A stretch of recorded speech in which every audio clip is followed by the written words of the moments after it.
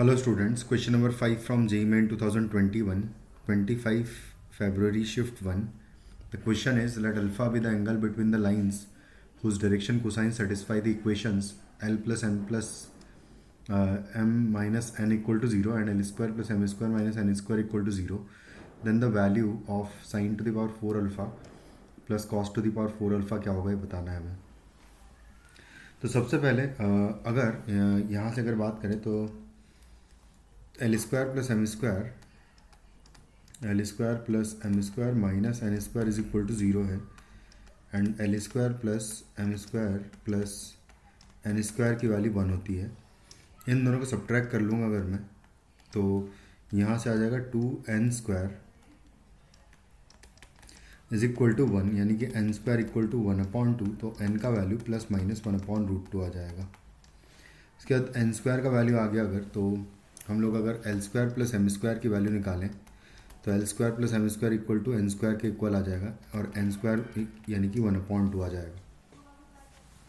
इसको स्क्वायरिंग करूँगा मैं, तो यहाँ से हम लोग L plus M is equal to N लिखेंगे, तो होल स्क्वायर करूँगा अगर दोनों साइड, तो L square plus M square plus 2m into L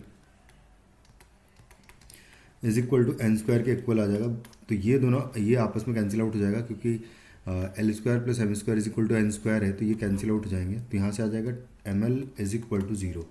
अब यहाँ से दो केसेस बनेंगे। केस 1, जब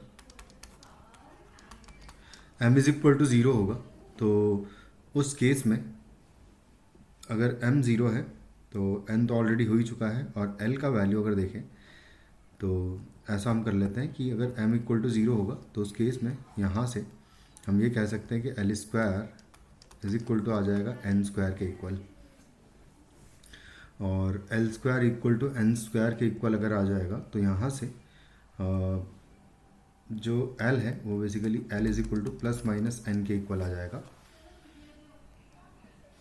यानी कि जो पॉसिबल केसेस हो सकते हैं कि अगर 1/√2 कॉमा 0 कॉमा 1/√2 ले लें, ये एक पॉसिबल केस हो सकता है। 1/√2 कॉमा 0 कॉमा माइनस 1/√2 हो सकता है, ये पॉसिबल एक केस हो सकता है। लेकिन ये दोनों केसेस एक दूसरे के ये दोनों केसेस चल जाएंगे, कोई दिक्कत नहीं है। बट ये तो खैर 0 के करस्पॉन्डिंग आएगा, लेकिन दोनों का डॉट प्रोडक्ट 0 हो जाएगा, परपेंडिकुलर हो जाएगी इस केस में, लेकिन ऐसा नहीं है। तो इसका मतलब कुछ डिफरेंट वैल्यूज़ हमें लेनी पड़ेगी।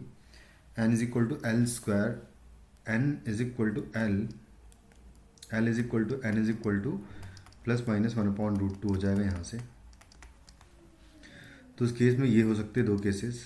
और उसके बाद केस 2 ये हो सकता है कि केस 2 के केस में कि अगर l इज इक्वल टू 0 हुआ, तो अगर l इज इक्वल टू 0 होगा तो उस केस में L square M square is equal to N square होगा इक्वल टू 1/2 होगा।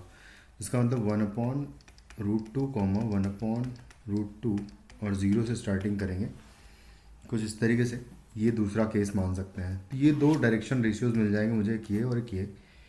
इन दोनों के बीच का एंगल निकालना है हमें, तो cos alpha is equal to हो जाएगा 1/√2 इंटू 0, 1 खत्म हो जाएगा, और 0 इंटू 1/√2 भी खत्म हो जाएगा।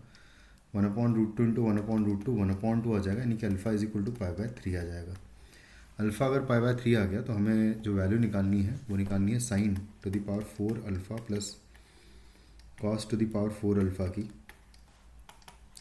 Sign to the power 4 alpha, sine alpha का वैल्यू हो जाएगा √3/2 की power 4 and plus cos to the power 4 यानी कि 1/2 की पावर 4 हो जाएगा।